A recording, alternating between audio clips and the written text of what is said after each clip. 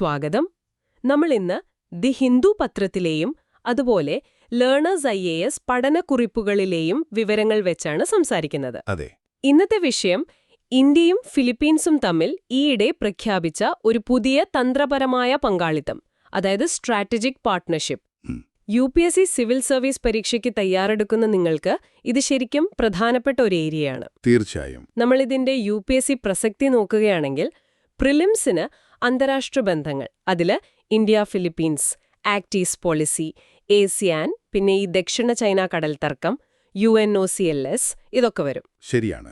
സുരക്ഷാ കാര്യങ്ങളും വരും. അതെ, സുരക്ഷയില് നേവൽ എക്സസൈസ്, IFC IOR പോലെയുള്ള കാര്യങ്ങൾ. മെയിൻസിലാണെങ്കിൽ GS പേപ്പർ 2 വരും. India and it's neighbourhood relations, bilateral regional groupings, ഇതിലൊക്കെ ഇത് കണക്ട് ചെയ്യാം. കറക്റ്റ്. അപ്പോ നമുക്ക് കാര്യത്തിലേക്ക് കടക്കാം. ഈ പ്രഖ്യാപനം വന്നത് ഫിലിപ്പീൻസ് പ്രസിഡന്റിന്റെ ഇന്ത്യ സന്ദർശന സമയത്താണല്ലോ, അല്ലേ? അതെ അതെ. എന്താണ് ഈ തന്ത്രപരമായ പങ്കാളിത്തം എന്ന് പറഞ്ഞാൽ? സാധാരണ ബന്ധത്തിൽ നിന്ന് എന്താണിതിന് വ്യത്യാസം? അതൊരു നല്ല ചോദ്യമാണ്. ശരിക്കും പറഞ്ഞാൽ ഇത് സാധാരണ നയതന്ത്ര ബന്ധങ്ങളുണ്ടല്ലോ, അതിനേക്കാളും ഒരു പടി മുകളിലാണ്. കൂടുതൽ ആഴത്തിലുള്ളൊരു സഹകരണം. ഓഹോ. അതായത് പ്രതിരോധം, സമുദ്ര സുരക്ഷ, പിന്നെ ഈ ഭീകരവാദ വിരുദ്ധ പ്രവർത്തനങ്ങൾ, പ്രാദേശിക സ്ഥിരത, അങ്ങനെയുള്ള കുറച്ച് സ്ട്രാറ്റജിക് വിഷയങ്ങളിൽ ഒരു ദീർഘകാലാടിസ്ഥാനത്തിലുള്ള ഒരുമിച്ചുള്ള പ്രവർത്തനമാണ് ഇതിന്റെ ലക്ഷ്യം.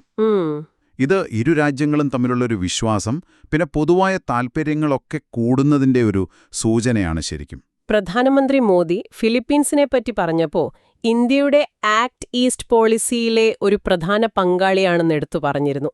എന്താണ് ഈ ആക്ട് ഈസ്റ്റ് പോളിസി? അതിൽ ഫിലിപ്പീൻസിനുള്ള സ്ഥാനം എന്താണ്? അത് പ്രധാനപ്പെട്ട പോയിന്റാണ്. ഈ ആക്ട് ഈസ്റ്റ് പോളിസി എന്ന് പറയുന്നത് ഇന്ത്യയുടെ ഒരു നയതന്ത്ര മുൻഗണന തെക്ക് കിഴക്കൻ ഏഷ്യ, കിഴക്കൻ ഏഷ്യൻ രാജ്യങ്ങളിലേക്ക് കൂടുതൽ ഫോക്കസ് ചെയ്യുന്ന ഒന്നാണ്. ഓക്കേ. പണ്ട് ലുക്ക് ഈസ്റ്റ് എന്നായിരുന്നു.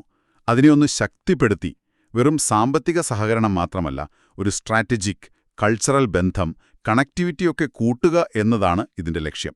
റൈറ്റ്. അപ്പോൾ ASEAN ഉണ്ടല്ലോ, association of south east Asian Nations, അതിലെ ഒരു പ്രധാന അംഗമാണ് ഫിലിപ്പീൻസ്. അതുകൊണ്ട് തന്നെ ഇന്ത്യയുടെ ഈ നയത്തിൽ അവർക്ക് നല്ലൊരു റോളുണ്ട്, നിർണായകമായ ഒരു സ്ഥാനമുണ്ട്. ഈ ബന്ധത്തില് മറ്റൊരു പ്രധാന കാര്യം ദക്ഷിണ ചൈന കടൽ വിഷയത്തിലെ ഇവരുടെ നിലപാടാണെന്ന് തോന്നുന്നു. അവിടെ പ്രശ്നങ്ങൾ കുറച്ച് കോംപ്ലിക്കേറ്റഡ് ആണല്ലോ. എന്താണ് അവിടുത്തെ പ്രധാന ഇഷ്യൂ? ഇത് പ്രിലിംസിനും പ്രധാനപ്പെട്ട ഭാഗമാണല്ലോ. അതെ, വളരെ പ്രസക്തമാണ്. ഈ ദക്ഷിണ ചൈന കടലിലെ കുറേ ദ്വീപുകളും കടൽഭാഗങ്ങളുമുണ്ട്.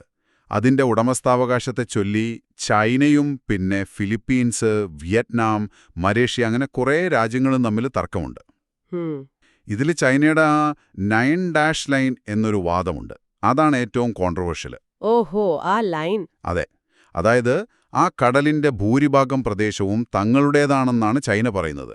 പക്ഷേ ഇത് അന്താരാഷ്ട്ര നിയമങ്ങൾക്ക്, പ്രത്യേകിച്ച് ഈ UNCLOS 1982 കടൽ നിയമ ഉടമ്പടിയുണ്ടല്ലോ, അത് രാജ്യങ്ങൾക്ക് നൽകുന്ന എക്സ്ക്ലൂസീവ് എക്കണോമിക് സോൺ EEZ പോലുള്ള അവകാശങ്ങൾക്കെതിരാണെന്ന് 2016 ഒരു അന്താരാഷ്ട്ര ട്രിബ്യൂണൽ കണ്ടെത്തുകയുണ്ടായി. ഫിലിപ്പീൻസ് ആയിരുന്നു കേസ് കൊടുത്തത്. ഓക്കെ. അപ്പോ ഈ അന്താരാഷ്ട്ര നിയമങ്ങൾ പാലിക്കണം, അവിടെ കപ്പലുകൾക്ക് സ്വതന്ത്രമായി സഞ്ചരിക്കാൻ പറ്റണം എന്ന കാര്യത്തിൽ ഇന്ത്യയും ഫിലിപ്പീൻസും ഒരേ അഭിപ്രായക്കാരാണ്. അത് ഈ ബന്ധത്തിൽ പ്രധാനമാണ്. അപ്പോ ഈ തന്ത്രപരമായ കാര്യങ്ങളല്ലാതെ വേറെയും ചില തീരുമാനങ്ങൾ എടുത്തല്ലോ ഈ സന്ദർശനത്തിൽ, അല്ലേ? സഹകരണം എങ്ങനെയൊക്കെയാണ് കൂട്ടുന്നത്? ഉണ്ട്. പ്രധാനമായും സാമ്പത്തിക ബന്ധം കൂട്ടാൻ ഒരു മുൻഗണനാ വ്യാപാര കരാർ, അതായത് പ്രിഫറൻഷ്യൽ ട്രേഡ് അഗ്രിമെന്റ്, അതിനുള്ള ചർച്ചകൾ തുടങ്ങാൻ തീരുമാനിച്ചു. അത് നല്ല കാര്യമാണ്. ട്രേഡ് ഇപ്പോൾ കുറവാണോ? അതെ, താരതമ്യേന കുറവാണ്. അപ്പോൾ ഈ കരാർ വന്നാൽ അത് കൂടും. അതുപോലെ ആളുകൾ തമ്മിലുള്ള ബന്ധം കൂട്ടാൻ നേരിട്ടുള്ള വിമാന സർവീസുകൾ തുടങ്ങാനും തീരുമാനിച്ചു. ഓഹോ. പിന്നെ ക്രിമിനൽ കേസുകളിലൊക്കെ പരസ്പരം സഹായിക്കാനുള്ള കരാർ, തടവുകാരെ കൈമാറാനുള്ള കരാർ, അങ്ങനെയുള്ള ചിലതും ഒപ്പുവെച്ചു. എടുത്തു പറയേണ്ട വേറൊന്ന്, നമ്മുടെ ഇന്ത്യൻ മഹാസമുദ്രത്തിലെ വിവരങ്ങളൊക്കെ ഷെയർ ചെയ്യാൻ ഇന്ത്യയുടെ ഒരു കേന്ദ്രമുണ്ട് ഗുരുഗ്രാമിൽ. ഇന്ത്യൻ നേവിയുടെ കീഴിൽ IFC IOR. Information fusion centre. അതെ, information fusion centre, Indian Ocean region. അതിലേക്ക് ഫിലിപ്പീൻസിന് ക്ഷണിച്ചിട്ടുണ്ട്. ഇത് സമുദ്ര സുരക്ഷാ രംഗത്ത് വലിയൊരു കാര്യമാണ്. ഓഹോ. അപ്പോ സഹകരണം പല ലെവലിലേക്ക് പോകുന്നുണ്ട്. ഇനിയിപ്പോ മെയിൻസ് പരീക്ഷയുടെ പോയിന്റ് ഓഫ് വ്യൂവിൽ ഇതിനെങ്ങനെ കാണണം? സാധ്യതകൾ, വെല്ലുവിളികൾ എന്തൊക്കെയാണ്? അതെ, മെയിൻസിന് എഴുതുമ്പോൾ ശ്രദ്ധിക്കേണ്ട ചില പോയിന്റ്സ് ഉണ്ട്. ഒന്നാമതായി, ഇത് ഇന്ത്യയുടെ ആക്ട് ഈസ്റ്റ് നയത്തിന്റെ ഒരു വിജയമായിട്ട് കാണാം. ഇൻഡോ പസഫിക് മേഖലയിൽ ഇന്ത്യയുടെ ഒരു സ്ട്രാറ്റജിക് റെസ്പോൺസാണിത്, പ്രത്യേകിച്ച് ചൈനയുടെ സ്വാധീനം കൂടുന്ന സാഹചര്യത്തിൽ. ശരി. അനുകൂല ഘടകങ്ങൾ അല്ലെങ്കിൽ ഏരിയാസ് ഓഫ് കൺവേർജൻസ് നോക്കിയാൽ, ഒന്ന്, രണ്ട് രാജ്യങ്ങളും ജനാധിപത്യ രാജ്യങ്ങളാണ്, ആ മൂല്യങ്ങൾ പങ്കിടുന്നു. രണ്ട്, ഈ ദക്ഷിണ ചൈനാക്കടൽ വിഷയത്തിലൊക്കെ ചൈനയെക്കുറിച്ചൊരു പൊതുവായ ആശങ്കയുണ്ട്. പിന്നെ സാമ്പത്തികമായി സഹകരിക്കാൻ സാധ്യതകളുണ്ട്. പ്രതിരോധ സഹകരണം, നമ്മൾ നേരത്തെ പറഞ്ഞ ബ്രഹ്മോസ് മിസൈൽ വാങ്ങിയതൊരു ഉദാഹരണം. റൈറ്റ്. വെല്ലുവിളികൾ എന്തൊക്കെയാണ്? വെല്ലുവിളികളുണ്ട്. ഒന്ന്, ഇപ്പോഴത്തെ വ്യാപാരം വളരെ കുറവാണ്, ആ വോള്യൂം കൂട്ടണം. രണ്ട്, ഫിലിപ്പീൻസിൽ ചൈനയ്ക്ക് കാര്യമായ നിക്ഷേപമുണ്ട്, സ്വാധീനമുണ്ട്, അതൊരു വെല്ലുവിളിയാണ്. പിന്നെ ഭൂമിശാസ്ത്രപരമായി കുറച്ച് ദൂരെയാണ്, അതുമൊരു ചാലഞ്ചാണ്. ഓക്കെ. അപ്പൊ മുന്നോട്ടെങ്ങനെ പോകണം? വേ ഫോർവേഡ്. വേ ഫോർവേഡ് എന്ന് പറയുമ്പോൾ ഈ പങ്കാളിത്തം വെറുതെ കടലാസിൽ ഒതുങ്ങരുത്, ഒരു ആക്ഷൻ പ്ലാൻ വേണം. പ്രതിരോധ സഹകരണം, സംയുക്ത നാവിക അഭ്യാസങ്ങൾ, IFC IUR പങ്കാളിത്തമൊക്കെ ശക്തിപ്പെടുത്തണം. വ്യാപാര കരാർ പെട്ടെന്ന് നടപ്പാക്കണം. പിന്നെ ഈ വിമാന സർവീസൊക്കെ വരുന്നത് പോലെ ജനങ്ങൾ തമ്മിലുള്ള ബന്ധം കൂട്ടണം. വളരെ വ്യക്തമായി. അപ്പോ ഇന്ത്യ ഫിലിപ്പീൻസ് തന്ത്രപരമായ പങ്കാളിത്തത്തിന്റെ പ്രധാന കാര്യങ്ങൾ, അതിന്റെ UPSC പരീക്ഷാ പ്രാധാന്യം, സാധ്യതകൾ, വെല്ലുവിളികൾ, ഇതൊക്കെ നമ്മൾ ദ ഹിന്ദു ലേണേഴ്സ് IAS നോട്ടുകൾ വെച്ച് സംസാരിച്ചു. ഓർക്കേണ്ട പ്രധാന കാര്യം ഇതാണ്, ഇതൊരു തുടക്കമാണ്. ഇന്ത്യയുടെ ആക്ട് ഈസ്റ്റ് നയത്തിനും ഒരു ഫ്രീ ആൻഡ് ഓപ്പൺ ഇൻഡോ പസഫിക്കിനും ഇത് നല്ലതാണെങ്കിലും ഈ പൊട്ടൻഷ്യലൊക്കെ ശരിക്കുള്ള നേട്ടങ്ങളാക്കി മാറ്റണമെങ്കിൽ ഇനിയും ഒരുപാട് കാര്യങ്ങൾ ചെയ്യാനുണ്ട്. Implementation is key. ശരിയാണ്. അപ്പോ നിങ്ങൾക്ക് കൂടുതൽ ചിന്തിക്കാനായി ഒരു ചോദ്യം തരാം. ഇന്ത്യയും ഫിലിപ്പീൻസും തമ്മിലുള്ള ഈ പ്രതിരോധ സഹകരണം, പ്രത്യേകിച്ച് ഈ ബ്രഹ്മോസ് പോലെയുള്ള ആയുധങ്ങൾ കൈമാറുന്നത്, അത് ദക്ഷിണ ചൈനാക്കടൽ മേഖലയിലെ പവർ ഇക്വേഷൻസിനെ, അവിടുത്തെ സുരക്ഷാ സാഹചര്യങ്ങളെ എങ്ങനെയായിരിക്കും മാറ്റാൻ സാധ്യതയുള്ളത്? നല്ല ചോദ്യം. അടുത്തതായി നമുക്ക് ദി ഹിന്ദു ദിനപത്രത്തിലെ മറ്റൊരു വാർത്തയിലേക്ക് കടക്കാം. സ്വാഗതം. നമ്മളിന്ന് സംസാരിക്കാൻ പോകുന്നത് ഇന്ത്യയുടെ നിലവിലെ ഭൗമ രാഷ്ട്രീയപരമായ നിലപാടിനെക്കുറിച്ചാണ്. അതെ. അതായത് ഈ മാറിക്കൊണ്ടിരിക്കുന്ന ലോക സാഹചര്യങ്ങളോട് നമ്മുടെ രാജ്യം എങ്ങനെയാണ് പ്രതികരിക്കുന്നതെന്നതിനെപ്പറ്റി. ശരിയാണ്. ഇന്ത്യൻ വിദേശനയം, മാറുന്ന ലോകക്രമത്തിലെ വെല്ലുവിളികൾ എന്ന വിഷയത്തിൽ ലഭ്യമായ ചില നിരീക്ഷണങ്ങളെ അടിസ്ഥാനമാക്കി ഇന്ത്യയുടെ ഈയൊരു ഭൗമരാഷ്ട്രീയ ഞാണിന്മേൽ കളി നമുക്ക് കുറച്ചുകൂടി ആഴത്തിലൊന്ന് നോക്കാം. തീർച്ചയായും. പ്രത്യേകിച്ച് UPSC പരീക്ഷയ്ക്ക് തയ്യാറെടുക്കുന്ന നിങ്ങൾക്ക് ഈ വിഷയം എങ്ങനെ പ്രസക്തമാകുന്നു, പിന്നെ ഇതിലെ പ്രധാന കണ്ടെത്തലുകൾ എന്തൊക്കെയാണ് എന്നൊക്കെ നമുക്ക് സംസാരിക്കാം. ഓക്കെ. അപ്പോൾ ആദ്യം തന്നെ UPSC പരീക്ഷയിലെ ഇതിന്റെ പ്രാധാന്യം പറയാമല്ലേ? അതെ. പ്രിലിംസിന്റെ കാര്യമെടുത്താൽ അന്താരാഷ്ട്ര ബന്ധങ്ങൾ, അതായത് India US, India China, European Union, Russia, ഇവരുമായുള്ള ബന്ധങ്ങൾ, പിന്നെ ബ്രിക്സ്, SCO, ക്വാഡ് പോലുള്ള കൂട്ടായ്മകൾ, ഇതൊക്കെ പ്രധാനമാണ്. അതോടൊപ്പം ഇന്ത്യൻ സമ്പദ്വ്യവസ്ഥയുമായി ബന്ധപ്പെട്ട കാര്യങ്ങൾ, താരിഫുകൾ, സ്വതന്ത്ര വ്യാപാര കരാറുകൾ പോലുള്ളവ. അതെ, താരിഫുകൾ, FTAകൾ, പിന്നെ ഇപ്പോ ചർച്ചയിലുള്ള കാർബൺ ബോർഡർ ടാക്സ്, ഇതൊക്കെ ചോദ്യങ്ങളായി വരാം. ശരി. അപ്പോ മെയിൻസിന്റെ കാര്യമോ? GS പേപ്പർ 2-ൽ ഇതെങ്ങനെ വരും? മെയിൻസിൽ എന്തായാലും GS പേപ്പർ 2-ൽ ഇത് വളരെ പ്രധാനപ്പെട്ട ഒരു ഭാഗമാണ്. ഇന്ത്യയും അയൽ രാജ്യങ്ങളും തമ്മിലുള്ള ബന്ധങ്ങൾ, പിന്നെ ഇന്ത്യ ഭാഗമായിട്ടുള്ള ഉഭയകക്ഷി, പ്രാദേശിക, ആഗോള കൂട്ടായ്മകൾ, കരാറുകൾ, അതുപോലെ ഈ വികസിത രാജ്യങ്ങളുടെ പോളിസികൾ, അത് ഇന്ത്യയുടെ താൽപ്പര്യങ്ങളെ എങ്ങനെ ബാധിക്കുന്നു, ഇതൊക്കെ കൃത്യമായി ഇതിന്റെ കീഴിൽ വരും. ഓക്കെ. അപ്പോ ഈ വിശകലനത്തിലെ പ്രധാന വാദം അല്ലെങ്കിൽ കണ്ടെത്തൽ എന്താണ്? എന്താണ് കാതലായ വിഷയം? പ്രധാന ആശയം ഇതാണ്: ഇന്ത്യയ്ക്ക് സ്വതന്ത്രമായി പ്രവർത്തിക്കാനുള്ള ആ ഒരു ഭൗമരാഷ്ട്രീയപരമായ സ്പേസ്, അതായത് ജിയോപൊളിറ്റിക്കൽ സ്പേസ്, അത് കുറഞ്ഞു വരികയാണ്. കുറഞ്ഞു വരികയാണെന്നോ? അതെ. അതുകൊണ്ട് തന്നെ ഈ മാറുന്ന ലോകക്രമത്തിൽ ഇന്ത്യ കൂടുതൽ ശക്തമായ നിലപാടുകൾ എടുക്കേണ്ടി വരും. പഴയതുപോലെ എന്താ പറയുക, സാമ്പത്തിക കാര്യങ്ങളിൽ മാത്രം ശ്രദ്ധിച്ച് ഒതുങ്ങിക്കൂടാൻ പറ്റാത്തൊരവസ്ഥ. അതിന് കാരണം പല ഭാഗത്തുനിന്നും സമ്മർദ്ദങ്ങളുണ്ടെന്നു പറയുന്നുണ്ടല്ലോ. ഉണ്ടുണ്ട്. ഉദാഹരണത്തിന് അമേരിക്കയെ നോക്കാം. അവരുടെ നയങ്ങൾ ഒരു പ്രവചനാതീത സ്വഭാവമുണ്ട്. ശരിയാണ്. പിന്നെ റഷ്യയുമായുള്ള നമ്മുടെ ബന്ധത്തിന്റെ പേരിൽ ചിലപ്പോൾ താരിഫ് ഭീഷണികൾ വരുന്നു. അതുപോലെ പാകിസ്ഥാനോടുള്ള അവരുടെ സമീപനത്തിലും ഈയിടെയായി മാറ്റങ്ങൾ കാണുന്നുണ്ട്. യൂറോപ്യൻ യൂണിയന്റെ ഭാഗത്തു നിന്നോ? യൂറോപ്യൻ യൂണിയന്റെ കാര്യമെടുത്താൽ അവരുടെ ചില ഉപരോധങ്ങൾ നമ്മുടെ ഊർജ്ജ സുരക്ഷയെ ബാധിക്കാൻ സാധ്യതയുണ്ട്. പിന്നെ ഈ കാർബൺ ബോർഡർ ടാക്സ് CBAM, അതുപോലുള്ള പുതിയ വ്യാപാര തടസ്സങ്ങൾ. CBAM. അതെ. പിന്നെ ചൈനയുടെ കാര്യം അത് പറയേണ്ടതില്ലല്ലോ. ഇല്ല. നമ്മുടെ അയൽ രാജ്യങ്ങളിൽ, പ്രത്യേകിച്ച് ബംഗ്ലാദേശ്, പാകിസ്ഥാൻ, അവിടെയൊക്കെ അവരുടെ സ്വാധീനം വർദ്ധിപ്പിക്കാനുള്ള ശ്രമം നടക്കുന്നുണ്ട്. അതിർത്തിയിലെ പ്രശ്നങ്ങൾക്ക് പുറമെയാണിതല്ലേ? അതെ, അതിർത്തിയിലെ പ്രകോപനങ്ങൾ ഒരു വശത്ത്, അതോടൊപ്പം ഈ നിർണായക വിതരണ ശൃംഖലകൾ, സപ്ലൈ ചെയിൻസ്, ഉദാഹരണത്തിന് മരുന്ന് നിർമ്മാണ സാമഗ്രികൾ, അതിലൊക്കെയുള്ള അവരുടെ നിയന്ത്രണം ഇന്ത്യയ്ക്കൊരു ആശങ്കയാണ്. ബംഗ്ലാദേശിലെ ചൈനീസ് സ്വാധീനം നമ്മുടെ സിലിഗുഡി ഇടനാഴിക്ക് ഭീഷണിയാണെന്നും പറയുന്നുണ്ടല്ലോ. എന്താണ് ഈ സിലിഗുഡി ഇടനാഴി? സിലിഗുഡി ഇടനാഴി, അത് നമ്മൾ ചിക്കൻ സ്നെക്ക് എന്നും പറയാറുണ്ട്. ഇന്ത്യയുടെ വടക്കിഴക്കൻ സംസ്ഥാനങ്ങളെ രാജ്യത്തിന്റെ മറ്റു ഭാഗങ്ങളുമായി ബന്ധിപ്പിക്കുന്ന പശ്ചിമ ബംഗാളിലെ ആ ഇടുങ്ങിയ ഭൂപ്രദേശമില്ലേ? ഓ, ആ ഇടുങ്ങിയ ഭാഗം. അതെ, അത് സുരക്ഷാപരമായി വളരെ തന്ത്രപ്രധാനമായ ഒരിടമാണ്.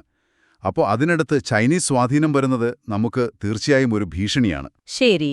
അപ്പോ ഈ വെല്ലുവിളികളെയൊക്കെ നേരിടാൻ ഇന്ത്യയുടെ നയങ്ങളിൽ എന്തു മാറ്റമാണ് ഈ വിശകലനം ചൂണ്ടിക്കാണിക്കുന്നത്? ഏറ്റവും ശ്രദ്ധേയമായ ഒരു കാര്യം, ഇന്ത്യ അതിന്റെ തന്ത്രപരമായ സ്വയംഭരണാവകാശം, അതായത് സ്ട്രാറ്റജിക് ഓട്ടോണമി എന്ന ആശയത്തിൽ കൂടുതൽ ഊന്നൽ നൽകാൻ തുടങ്ങിയിരിക്കുന്നു എന്നതാണ്. സ്ട്രാറ്റജിക് ഓട്ടോണമി, അതായത് ഏതെങ്കിലും ഒരു പ്രത്യേക ശക്തിയുടെ പക്ഷം ചേരാതെ സ്വന്തം താൽപ്പര്യങ്ങൾക്കനുസരിച്ച് സ്വതന്ത്രമായി വിദേശനയം രൂപീകരിക്കുക, ഒരേ സമയം പല രാജ്യങ്ങളുമായി സഹകരിച്ചു പോകാനുള്ള കഴിവ്, മൾട്ടി അലൈൻമെന്റ് എന്നു പറയും. ഓക്കെ. ഇതിന്റെ ഭാഗമായിട്ടാണ് അമേരിക്കയുടെയും യൂറോപ്യൻ യൂണിയന്റെയും ചില ഇരട്ടത്താപ്പുകളെയൊക്കെ ഇന്ത്യ ഈയിടെയായി പരസ്യമായി ചോദ്യം ചെയ്തത്. പക്ഷേ ഇങ്ങനെ കുറച്ച് ശക്തമായ നിലപാടെടുക്കുന്നത് മറ്റു രാജ്യങ്ങളുമായുള്ള ബന്ധത്തെ മോശമായി ബാധിക്കില്ലേ? അതൊരു സാധ്യതയാണ്. പക്ഷേ ഇന്നത്തെ ലോകത്ത് ഈ വിശകലനം പറയുന്ന ഒരു പ്രധാന കാര്യം ഭൗമരാഷ്ട്രീയമാണ് സാമ്പത്തിക ഭാവിയെ നിർണ്ണയിക്കുന്നത് എന്നാണ്, അല്ലാതെ തിരിച്ചല്ല. പണ്ടത്തെ പോലെയല്ല. അല്ല, പണ്ട് സാമ്പത്തിക വളർച്ചയായിരുന്നു മുഖ്യം. ഇന്ന് രാഷ്ട്രീയ ബന്ധങ്ങളും സുരക്ഷാ ആശങ്കകളും വ്യാപാരത്തെയും സാങ്കേതികവിദ്യയുമൊക്കെ സ്വാധീനിക്കുന്നു. അതുകൊണ്ട് സ്വന്തം താൽപ്പര്യം സംരക്ഷിക്കാൻ ചിലപ്പോ ശക്തമായ നിലപാടുകൾ കൂടിയേ തീരൂ. അപ്പോ പഴയ ആ ഒരു പ്രതികരണാത്മകമായ രീതി മാറ്റി കുറച്ചുകൂടി ഉറച്ച ഒരു നയം വേണമെന്നാണോ? അതെ, ഒരു റിയാക്റ്റീവ് അപ്രോച്ചിൽ നിന്ന് മാറി കൂടുതൽ അസേർട്ടീവ് ആകേണ്ടതുണ്ട്. ഗാസ, ഉക്രൈൻ പോലുള്ള ആഗോള വിഷയങ്ങളിൽ കുറച്ചുകൂടി സജീവവും ക്രിയാത്മകവുമായ പങ്കുവഹിക്കുക. ബ്രിക്സ്, SCO പോലുള്ള ബദൽ കൂട്ടായ്മകളെ ശക്തിപ്പെടുത്തുക, ഇതൊക്കെ അതിന്റെ ഭാഗമാണ്. നേരത്തെ സൂചിപ്പിച്ച ആ കാർബൺ ബോർഡർ ടാക്സ് CBAM. അതെന്താണെന്ന് ഒന്നുകൂടി വ്യക്തമാക്കാമോ? അത് ഇന്ത്യയെ എങ്ങനെ ബാധിക്കും? CBAM, carbon border adjustment mechanism. ഇത് യൂറോപ്യൻ യൂണിയൻ കൊണ്ടുവരുന്ന ഒരുതരം നികുതിയാണ്. നികുതിയോ? എന്തിനുമേൽ? അതായത് കർശനമായ കാലാവസ്ഥാ നിയമങ്ങളില്ലാത്ത രാജ്യങ്ങളിൽ നിന്ന് EUയിലേക്ക് ഇറക്കുമതി ചെയ്യുന്ന ചില ഉൽപ്പന്നങ്ങൾക്ക്, സ്റ്റീൽ, അലൂമിനിയം, സിമന്റ് പോലെയുള്ളവയ്ക്ക് ഒരു അധിക നികുതി ചുമത്തുന്ന രീതിയാണിത്. ഓഹോ. അപ്പോ ഇത് ഇന്ത്യൻ ഉൽപ്പന്നങ്ങൾക്ക് യൂറോപ്യൻ വിപണിയിൽ ഒരു തടസ്സമാകും, വില കൂടും. ഇതൊരു വ്യാപാര തടസ്സമായാണ് ഇന്ത്യ ഇതിനെ കാണുന്നത്. മനസ്സിലായി. അപ്പോ മെയിൻസ് പരീക്ഷയുടെ കാഴ്ചപ്പാടിൽ നോക്കുമ്പോൾ ഇതിൽ നിന്ന് എടുക്കേണ്ട പ്രധാന പോയിന്റുകൾ എന്തൊക്കെയാണ്? പ്രധാനമായും ഓർക്കേണ്ടത്, ഇന്ത്യ ഇന്ന് ഒരേ സമയം പല ഭാഗങ്ങളിൽ നിന്ന്, US, യൂറോപ്യൻ യൂണിയൻ, ചൈന, ഇവിടെ നിന്നൊക്കെ വെല്ലുവിളികൾ നേരിടുന്നു. ഈ പുതിയ സാഹചര്യത്തിൽ പഴയ ഒരു പരിധിവരെ പ്രതികരണാത്മകമായ വിദേശനയം മാത്രം പോരാ. കൂടുതൽ സജീവവും ഉറച്ചതും എന്നാൽ പ്രായോഗികവുമായ നയതന്ത്രം വേണം. തന്ത്രപരമായ സ്വയംഭരണാവകാശം വിട്ടുകളയാതെ തന്നെ ബഹുമുഖ സഹകരണം തുടരണം. ഭൗമരാഷ്ട്രീയ യാഥാർത്ഥ്യങ്ങളെ ശരിയായി മനസ്സിലാക്കി വേണം സാമ്പത്തിക നയങ്ങൾ പോലും രൂപപ്പെടുത്താൻ. ശരി. അപ്പോ ചുരുക്കത്തിൽ പറഞ്ഞാൽ ഈ മാറുന്ന ലോകക്രമത്തിൽ ഇന്ത്യ കൂടുതൽ ശക്തവും സജീവവുമായ ഒരു വിദേശ നയം സ്വീകരിക്കേണ്ടത് അത്യാവശ്യമാണ്. വെറും ഒരു കാഴ്ചക്കാരനായി മാറി നിൽക്കാൻ പറ്റില്ല. അതെ, തീർച്ചയായും. കളത്തിലിറങ്ങി കളിക്കേണ്ട സമയമാണ്. ഇത് നമ്മെ ഒരു പ്രധാന ചോദ്യത്തിലേക്കാണ് കൊണ്ടെത്തിക്കുന്നത്. എന്താണത്? ഈ പുതിയ ലോകക്രമത്തിൽ പരസ്പരം മത്സരിക്കുന്ന ഈ ആഗോള ശക്തികൾക്കിടയിൽ വളരെ സമർത്ഥമായി നീങ്ങിക്കൊണ്ട് ഇന്ത്യക്ക് സ്വന്തം തന്ത്രപരവും സാമ്പത്തികവുമായ താൽപ്പര്യങ്ങൾ ഏറ്റവും ഫലപ്രദമായി സംരക്ഷിക്കാൻ കഴിയും. ഇതൊരു വലിയ ചോദ്യമാണ്. നിങ്ങൾക്കിതിനെക്കുറിച്ച് തുടർന്നും ആലോചിക്കാവുന്നതാണ്. തീർച്ചയായും ഇത് ചിന്തിക്കേണ്ട ഒരു വിഷയം തന്നെയാണ്. വളരെ നന്ദി. ഇനി നമുക്ക് ദി ഹിന്ദു പത്രത്തിലെ മറ്റൊരു പ്രധാന വാർത്തയിലേക്ക് ശ്രദ്ധിക്കാം. നമസ്കാരം. ഇന്ന് നമ്മൾ ഒരു പ്രധാനപ്പെട്ട വിഷയം ചർച്ച ചെയ്യുകയാണ്.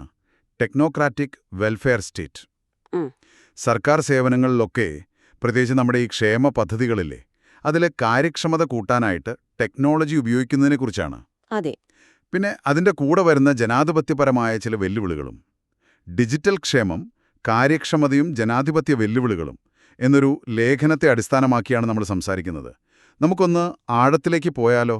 തീർച്ചയായും വളരെ നല്ല വിഷയം. ഇന്ത്യയിലെ ക്ഷേമ പദ്ധതികൾ ഇപ്പോൾ കൂടുതലും ടെക്നോളജിയെ ആശ്രയിച്ചാണല്ലോ മുന്നോട്ടു പോകുന്നത്. അതെ അതെ. അപ്പൊ അത് പൗരനും സർക്കാരും തമ്മിലുള്ള ഒരു ബന്ധം അതെങ്ങനെയാണ് മാറുന്നത് എന്നതാണ് ഈ ലേഖനം പ്രധാനമായും നോക്കുന്നത്. ആദ്യം തന്നെ നിങ്ങൾ UPSC പരീക്ഷയ്ക്കൊക്കെ തയ്യാറെടുക്കുന്നവരാണെങ്കിൽ ഇത് എത്രത്തോളം പ്രധാനപ്പെട്ടതാണെന്ന് നോക്കാം, അല്ലേ? അത് പറയാം. പ്രിലിംസിന് നോക്കിയാൽ ഗവേണൻസ് ഭാഗത്ത് DBT, ഇ-ശ്രം, PM കിസാൻ, പിന്നെ RTI, CPGRMs, കുടുംബശ്രീ ഇതൊക്കെ വരും. ശരിയാണ്. പിന്നെ ഇന്ത്യൻ പോളിറ്റിയിലെ ആധാർ, സ്വകാര്യതയ്ക്കുള്ള അവകാശം ഇതൊക്കെ ബന്ധപ്പെട്ട് കിടക്കുന്നു. മെയിൻസിലാണെങ്കിൽ GS പേപ്പർ 2 ഓർക്കണം. സർക്കാർ നയങ്ങൾ, ക്ഷേമ പദ്ധതികൾ, ഗവേണൻസ്, പിന്നെ സിവിൽ സമൂഹത്തിന്റെ പങ്ക് ഇതൊക്കെ പ്രധാനമാണ്. അതെ. അതുപോലെ GS പേപ്പർ 4-ല് ധാർമ്മികമായ ചില കാര്യങ്ങൾ, ഭരണത്തിലെ സത്യസന്ധത, ഉത്തരവാദിത്വം, ഇതിനൊക്കെ ഒരു ബന്ധമുണ്ട്. അപ്പോ ശരി, ഇനി ഈ ലേഖനത്തിലെ പ്രധാന കണ്ടെത്തലുകളിലേക്ക് വരാം. കാര്യക്ഷമത കൂട്ടാൻ നമ്മൾ ഈ ആധാർ, DBT പോലുള്ള ടെക്നോളജിയൊക്കെ ഉപയോഗിക്കുമ്പോൾ എവിടെയാണ് പ്രശ്നം? ജനാധിപത്യ മൂല്യങ്ങൾ കുറഞ്ഞു പോകുന്നുണ്ടോ? അതാണോ പ്രധാന ആശങ്ക? അതന്നെയാണ് പ്രധാന പോയിന്റ്. ക്ഷേമം എന്നത് പണ്ടൊരു രാഷ്ട്രീയ അവകാശമായിട്ടാണ് കണ്ടിരുന്നത്. ഇപ്പൊ അത് മാറി, ഒരു ടെക്നിക്കൽ പ്രശ്നം പോലെയായി. അതായത് ലീക്കേജ് എങ്ങനെ തടയാം, കൂടുതൽ പേരിലേക്ക് എങ്ങനെ കാര്യക്ഷമമായി എത്തിക്കാം, അതിൽ മാത്രമായി ശ്രദ്ധ. ഓഹോ, അതിന്റെ ഒരു റിസൾട്ട് എന്താണെന്ന് വെച്ചാൽ അവകാശങ്ങളൊക്കെയുള്ള ഒരു പൗരൻ എന്നതിൽ നിന്നും മാറി ആ വ്യക്തി വെറുമൊരു ഡാറ്റാബേസിലെ ഒരു ഗുണഭോക്താവ് മാത്രമായി ഒതുങ്ങുന്നു. അതുകൊള്ളാം. ആ ഒരു നിരീക്ഷണം രസകരമാണ്. അപ്പോൾ ഈ ജനാധിപത്യപരമായ ചർച്ചകളൊക്കെ കുറയുന്നു എന്നാണോ? അതെ. രാഷ്ട്രീയപരമായ തീരുമാനങ്ങളൊക്കെ അത് മാറി അൽഗോരിതങ്ങൾ തീരുമാനിക്കുന്ന ഒരവസ്ഥയിലേക്ക് പോകുന്നു. അതോടൊപ്പം ശ്രദ്ധിക്കേണ്ട മറ്റൊരു കാര്യം, സാമൂഹിക മേഖലയിൽ സർക്കാർ യഥാർത്ഥത്തിൽ ചെലവഴിക്കുന്ന തുക കുറഞ്ഞു വരുന്നു എന്നും ലേഖനം പറയുന്നുണ്ട്. അതും ഒരു പ്രധാന പോയിന്റാണ്. പിന്നെ ഈ സുതാര്യതയുടെ കാര്യമോ? വിവരാവകാശ കമ്മീഷനുകളിലൊക്കെ കേസുകൾ കെട്ടിക്കിടക്കുന്നു എന്ന് പറയുന്നുണ്ടല്ലോ. ശരിയാണ്. അതുപോലെ CP ഗ്രാംസ് പോലുള്ള കേന്ദ്രീകൃത പരാതി പരിഹാര സംവിധാനങ്ങൾ അത് ഉത്തരവാദിത്വം ഉറപ്പാക്കുന്നതിൽ അത്ര വിജയിക്കുന്നില്ല. ലേഖനം അതിനെ അൽഗോരിതം ഇൻസുലേഷൻ എന്നു വിളിക്കുന്നുണ്ട്. അൽഗോരിതം ഇൻസുലേഷൻ, അതൊന്ന് വിശദീകരിക്കാമോ? എന്താണ് അതുകൊണ്ട് ഉദ്ദേശിക്കുന്നത്? എന്നുവെച്ചാല് തീരുമാനങ്ങൾ എടുക്കുന്നത് കമ്പ്യൂട്ടർ പ്രോഗ്രാമുകളോ അൽഗോരിതങ്ങളോ ആവുമ്പോൾ എന്തെങ്കിലും തെറ്റുപറ്റിയാൽ അല്ലെങ്കിൽ ഒരാൾക്ക് ആനുകൂല്യം കിട്ടിയില്ലെങ്കിൽ ആരോടാണ് ചോദിക്കേണ്ടത്, ആരാണ് ഉത്തരവാദി എന്നൊരു വ്യക്തതയില്ലാത്ത അവസ്ഥ. ഒരു തരം ആരും ഉത്തരവാദിയല്ല എന്നൊരു കവചം പോലെ. അതാണ് സംഭവം. ഓക്കെ, മനസ്സിലായി. ഈ വിഷയവുമായി ബന്ധപ്പെട്ട ചില അടിസ്ഥാന ആശയങ്ങൾ കൂടി ലേഖനം പറയുന്നുണ്ടല്ലോ. പ്രിലിംസിനൊക്കെ ആവശ്യം വരും. ഉണ്ട്. ഒന്ന്, ഈ ടെക്നോക്രാറ്റിക് ഭരണം, അതായത് ടെക്നിക്കൽ എക്സ്പേർട്സും ഡേറ്റയും ഉപയോഗിച്ച് നയങ്ങൾ തീരുമാനിക്കുന്ന രീതി. പിന്നെ അവകാശങ്ങളെ അടിസ്ഥാനമാക്കിയുള്ള ക്ഷേമവും ഡേറ്റ കേന്ദ്രീകൃത ക്ഷേമവും തമ്മിലുള്ള വ്യത്യാസം. ഇത് പ്രധാനമാണ്. അതായത് റേഷൻ കിട്ടുന്നത് എന്റെ അവകാശമാണോ അതോ എന്റെ പേര് ലിസ്റ്റിലുള്ളതുകൊണ്ടാണോ എന്നുള്ള ചോദ്യം. അതെ, ആ വ്യത്യാസം. പിന്നെ ഡിജിറ്റൽ പബ്ലിക് ഇൻഫ്രാസ്ട്രക്ചർ അഥവാ DPI, ആധാർ, UPI ഒക്കെ പോലെ. അതെ. പിന്നെ ആന്റി ഫ്രജിലിറ്റി എന്നൊരു ആശയം പറയുന്നുണ്ട്. ആന്റി ഫ്രജിലിറ്റി? അതായത് എന്തെങ്കിലും പ്രശ്നം വന്നാൽ, ഒരു ടെക്നിക്കൽ ഗ്ലിച്ച് വന്നാൽ സിസ്റ്റം മൊത്തം തകർന്നു പോകാതെ അതിനെ അതിജീവിച്ച് കൂടുതൽ മെച്ചപ്പെടുന്ന സംവിധാനങ്ങൾ. ക്ഷേമ പദ്ധതികളിൽ ഇത് വളരെ പ്രധാനമാണ്.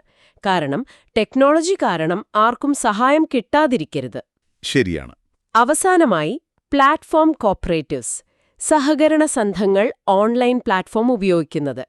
നമ്മുടെ കുടുംബശ്രീയുടെ ഇ-കൊമേഴ്സ് ഒക്കെ ഒരു ഉദാഹരണമാണ്. ഓക്കെ, ഇനി മെയിൻസിലേക്ക് വന്നാൽ ഈ ജാം ട്രിനിറ്റി, അതായത് ജൻധൻ, ആധാർ മൊബൈൽ, പിന്നെ DBT. ഇതിന്റെ ഗുണങ്ങളും ദോഷങ്ങളും നന്നായി അറിഞ്ഞിരിക്കണമല്ലേ? തീർച്ചയായും. ഗുണങ്ങൾ നമുക്കറിയാം. കാര്യക്ഷമത കൂടി, വേഗത കൂടി, ലീക്കേജ് കുറഞ്ഞു, കൂടുതൽ ആളുകളിലേക്ക് എത്താൻ പറ്റി, സർക്കാരിന് നയരൂപീകരണത്തിന് ഡേറ്റ കിട്ടി. ഇതൊക്കെ പോസിറ്റീവ്സ്. ശരി. എന്നാൽ വെല്ലുവിളികളുമുണ്ട്. ഈ ജനാധിപത്യ ചർച്ചകൾ കുറയുന്നത്, പൗരൻ വെറും ഗുണഭോക്താവാകുന്നത്, ചിലപ്പോൾ ടെക്നിക്കൽ കാരണങ്ങൾ കൊണ്ട് അർഹരായവർ പുറത്താകുന്നത്, നേരത്തെ പറഞ്ഞ അൽഗോരിതം ഇൻസുലേഷൻ അഥവാ ഉത്തരവാദിത്തം കുറയുന്നത്. ഫെഡറലിസത്തിന്റെ കാര്യവും പറയുന്നുണ്ടല്ലോ. അതെ. എല്ലാം കേന്ദ്രീകൃതമാകുമ്പോൾ സംസ്ഥാനങ്ങളുടെ പങ്ക് കുറയുന്നത്, ഫെഡറലിസത്തെ ദുർബലപ്പെടുത്തുന്നത്, ഇതൊക്കെ പ്രധാന വെല്ലുവിളികളാണ്. അപ്പോ ഇത്രയൊക്കെ വെല്ലുവിളികൾ ഉണ്ടെങ്കിൽ ഇതിനെന്താണ് ഒരു പരിഹാരം? ലേഖനം എന്തെങ്കിലും വഴികൾ നിർദ്ദേശിക്കുന്നുണ്ടോ? തീർച്ചയായും. പ്രധാന നിർദ്ദേശം ടെക്നോളജി ഉപയോഗിക്കുമ്പോൾ ജനാധിപത്യപരമായ തത്വങ്ങളെ മറക്കരുതെന്നതാണ്. ടെക്നോളജിക്ക് പ്രശ്നം പറ്റിയാലും കാര്യങ്ങൾ നടക്കാൻ ശക്തമായ ഓഫ്ലൈൻ സംവിധാനങ്ങൾ വേണം. അതിനെയാണ് ഡെമോക്രാറ്റിക് ആന്റി ഫ്രെജിലിറ്റി എന്ന് പറയുന്നത്. അതായത് ഒരു ബാക്കപ്പ് സിസ്റ്റം പോലെ. അതെ. പിന്നെ തദ്ദേശ സ്ഥാപനങ്ങളെ കൂടുതൽ ശക്തരാക്കുക, കുടുംബശ്രീ പോലുള്ള പ്രാദേശിക മോഡലുകൾ പഠിക്കുക, പ്രോത്സാഹിപ്പിക്കുക, വിവരാവകാശം, സോഷ്യൽ ഓഡിറ്റ് ഇതൊക്കെ ശക്തിപ്പെടുത്തണം. പിന്നെ ഈ തീരുമാനങ്ങളെ ചോദ്യം ചെയ്യാനുള്ള അവകാശം, അത് വളരെ പ്രധാനം. ഡിജിറ്റൽ സിസ്റ്റം ഒരു തീരുമാനമെടുത്താൽ അതിൽ തെറ്റുണ്ടെങ്കിൽ ചോദ്യം ചെയ്യാനും അപ്പീൽ കൊടുക്കാനും പൗരന് അവകാശം ഉറപ്പാക്കണം. ചുരുക്കത്തിൽ ഡിജിറ്റൈസേഷനും ജനാധിപത്യവും ഒരുമിച്ച് കൊണ്ടുപോകണം. അതാണ് പോംവഴി. അപ്പോ ചുരുക്കി പറഞ്ഞാൽ ടെക്നോളജി ക്ഷേമ പദ്ധതികളെ കാര്യക്ഷമമാക്കാൻ നല്ലതാണ്. പക്ഷേ പൗരന്മാരെ വെറും ഡേറ്റയായി കാണരുത്. അതെ. അവരുടെ അവകാശങ്ങളും ഭരണത്തിൽ അവർക്കുള്ള പങ്കും അതുറപ്പാക്കണം. സാങ്കേതിക വിദ്യ അതിനൊരു തടസ്സമാകരുത്. നിങ്ങൾ ഇതിനെക്കുറിച്ച് എന്ത് ചിന്തിക്കുന്നു? ടെക്നോളജി ഇങ്ങനെ മുന്നേറുമ്പോൾ നമ്മുടെ ജനാധിപത്യപരമായ സ്പേസ് എവിടെയാണ്? ഇതൊരു പ്രധാന ചോദ്യമാണ്. ശരിയാണ്. ശരി. ഇനി നമുക്ക് ദി ഹിന്ദു പത്രത്തിലെ മറ്റൊരു പ്രധാന വാർത്തയിലേക്ക് കടക്കാം. നമസ്കാരം. ഇന്ന് നമ്മൾ വളരെ പ്രധാനപ്പെട്ട ഒരു വിഷയമാണ് സംസാരിക്കാൻ പോകുന്നത്. ആണവായുധങ്ങൾ ഉപയോഗിക്കാതിരിക്കുക എന്ന മാനദണ്ഡം. അതായത് ഈ നോം ഓഫ് നോൺ യൂസ്. കഴിഞ്ഞൊരു 80 വർഷമായിട്ട് യുദ്ധങ്ങളിൽ ആണവായുധങ്ങൾ ഉപയോഗിച്ചിട്ടില്ല എന്നത് ശരിക്കും അത്ഭുതം തന്നെയല്ലേ? അതെ. 1945 ശേഷം, ഹിരോഷിമയ്ക്കും നാഗസാക്കിക്കും ശേഷം അങ്ങനെ ഒരു ഉപയോഗമുണ്ടായിട്ടില്ല. എന്നാൽ ഈ ഒരു കീഴ്വഴക്കം, ഈ നോം ഇന്ന് എത്രത്തോളം സുരക്ഷിതമാണ്? അതാണ് നമ്മൾ ഇന്ന് പ്രധാനമായി നോക്കുന്നത്. പിന്നെ ഈ വിശകലനം പ്രത്യേകിച്ച് സിവിൽ സർവീസ് പരീക്ഷകൾക്ക് തയ്യാറെടുക്കുന്ന നിങ്ങൾക്ക് എങ്ങനെ പ്രയോജനപ്പെടും എന്നും നമുക്ക് ആദ്യം തന്നെ ഒന്ന് നോക്കാം, അല്ലേ? തീർച്ചയായും. അത് വളരെ പ്രധാനപ്പെട്ടതാണ്. UPSC പരീക്ഷയുടെ ഒരു കാഴ്ചപ്പാടിൽ നോക്കുമ്പോൾ പ്രിലിംസിനാണെങ്കിൽ ഈ അന്താരാഷ്ട്ര ഉടമ്പടികൾ NPT, CTBT, പിന്നെ പുതിയ TPNW. ആണവ ഉടമ്പടികൾ. അതെ. പിന്നെ ICJ പോലുള്ള സംഘടനകൾ, ലോക ചരിത്രത്തിലെ ഭാഗമായിട്ട് ഹിരോഷിമ നാഗസാക്കി സംഭവങ്ങൾ, ഇതൊക്കെ ചോദ്യങ്ങളായി വരാം. ശരി. പിന്നെ മെയിൻസിലേക്ക് വന്നാൽ GS പേപ്പർ 2 വരും. ഇന്ത്യയും അയൽരാജ്യങ്ങളും, പിന്നെ ഈ ആഗോള ഉടമ്പടികൾ, ഇന്ത്യയുടെ താൽപ്പര്യങ്ങൾ, അങ്ങനെ. GS2. ഓക്കെ. പിന്നെ GS പേപ്പർ 3 വരും. സാങ്കേതികവിദ്യയുടെ ഭാഗമായിട്ട് ആണവോർജ്ജം, ഇന്ത്യയുടെ ആണവ സിദ്ധാന്തം, ഇതൊക്കെ വളരെ പ്രധാനപ്പെട്ട വിഷയങ്ങളാണ്. അപ്പോൾ പരീക്ഷയ്ക്ക് വളരെ റെലവൻ്റ് ആണ് ഈ വിഷയം. കൊള്ളാം. ഇനി നമുക്ക് ഈ വിഷയത്തിന്റെ കാതലിലേക്ക് വരാം.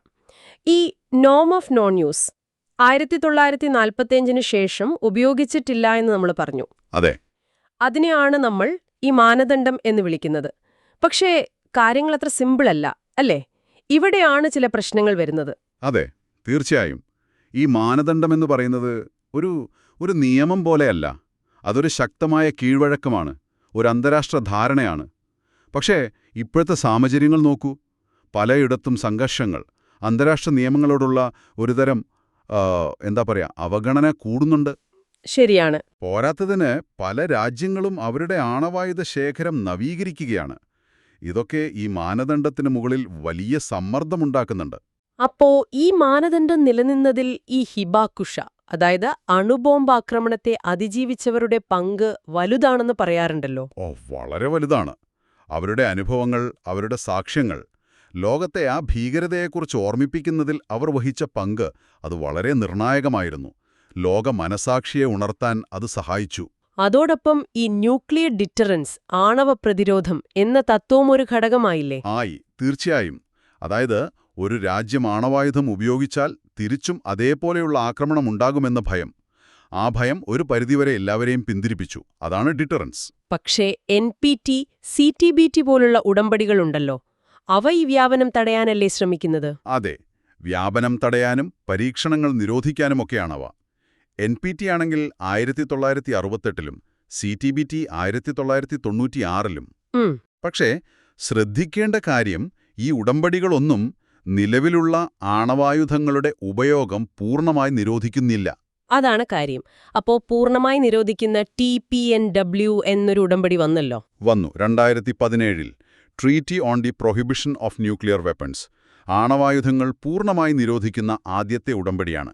പക്ഷേ ഒരു ആണവശക്തി പോലും ഇന്ത്യ ഉൾപ്പെടെ അതിൽ ഒപ്പുവെച്ചിട്ടില്ല. അതാണ് അതിൻ്റെ ഒരു പ്രധാന പരിമിതി. ഓ, അപ്പൊ ഈ റഷ്യ-ഉക്രൈൻ യുദ്ധത്തിലെ ആണവ ഭീഷണികൾ, അതുപോലെ ഇന്ത്യ-പാകിസ്ഥാൻ പോലുള്ള സംഘർഷങ്ങളിൽ ചില സൂചനകൾ, ഇതൊക്കെ ഈ നോമിനെ ദുർബലപ്പെടുത്തുന്നുണ്ടല്ലേ? തീർച്ചയായും.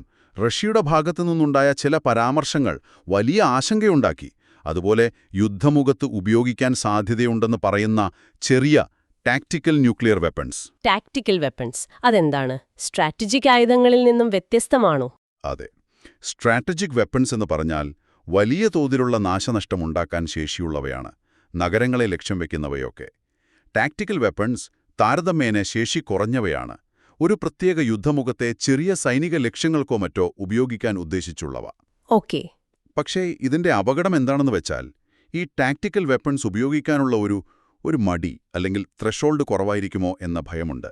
അത് ആണവയുദ്ധത്തിലേക്ക് നയിക്കുമോ എന്ന ആശങ്കയും നിലനിൽക്കുന്നു. ശരിയാണ്. അപ്പോൾ പ്രിലിംസിന് ഉപകാരപ്രദമാകുന്ന പ്രധാന പോയിന്റ്സുകൾ നമുക്കൊന്ന് പെട്ടെന്ന് പറയാമോ? Core concepts. ഓക്കെ. ഒന്നാമതായി, നോം ഓഫ് നോൺ യൂസ്. യുദ്ധത്തിൽ ആണവായുധം ഉപയോഗിക്കരുത് എന്ന ശക്തമായ കീഴ്വഴക്കം. അതൊരു നിയമമല്ല. കീഴ്വഴക്കം. 2. Nuclear deterrence. തിരിച്ചടിക്കുമെന്ന ഭീഷണിയിലൂടെയുള്ള പിന്തിരിപ്പിക്കൽ. 3. പ്രധാന ഉടമ്പടികൾ NPT, CTBT, TPNW. അവയുടെ ലക്ഷ്യമെന്താണ്? ഇന്ത്യ ഒപ്പുവെച്ചിട്ടുണ്ടോ ഇല്ലയോ എന്നത്? ഇല്ല, ഇന്ത്യ ഒപ്പുവെച്ചിട്ടില്ല. 4. ടാക്ടിക്കലും സ്ട്രാറ്റജിക്കുമായുധങ്ങൾ തമ്മിലുള്ള വ്യത്യാസം. ഇത്രയും കാര്യങ്ങൾ പ്രിലിംസിന് ഓർത്തുവെക്കണം. കൊള്ളാം.